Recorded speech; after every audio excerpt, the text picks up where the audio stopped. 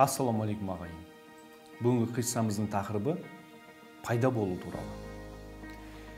Бір орманның жанындағы өзеннің жиегінде ағаштар өсетін еді.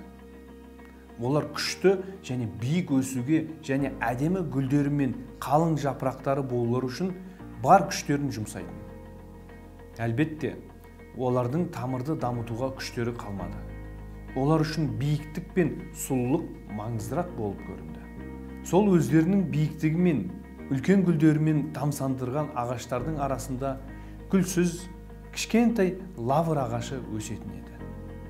Ол бар күшін тамырға жұмсайтын еді. Барлығы оның үлкен әрі әдемі гүлдері алып бойы болмағандықтан мазақ етіп күлетін.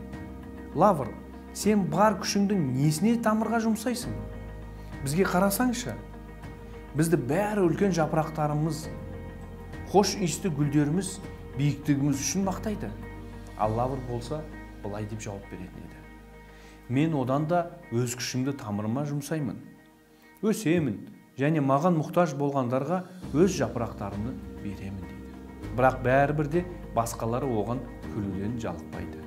Бірде қатты жел соғып, сол ағаштар тамырлары әлсіз болғандықтан құлап қалады. Ал лавр ағашы болса, тек бір-екі жапырақтарын ғана жоғалтқан болмаса, аман қалады. Сол кезде ғана басқалары қиын сәттерде бізді сыртқы келбетіміз бен түріміз емес, тамырымыздағы, жүрегіміздегі, жан дүниеміздегі күшіміз сақтап қалатынын түсінді.